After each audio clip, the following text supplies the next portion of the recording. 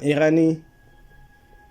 ga niet dat mijn harde werk betaal voor luxuries die zin zijn.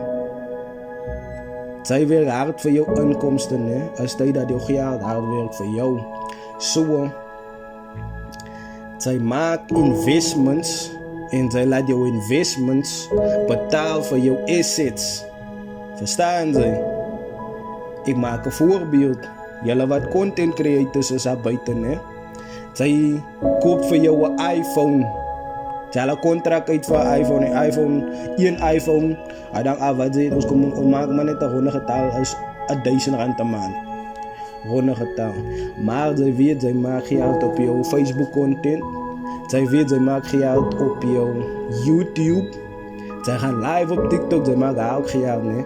Zo, jouw social media betaalt voor die phone, zo die phone is een investment en hij brengt geld in jouw zakken.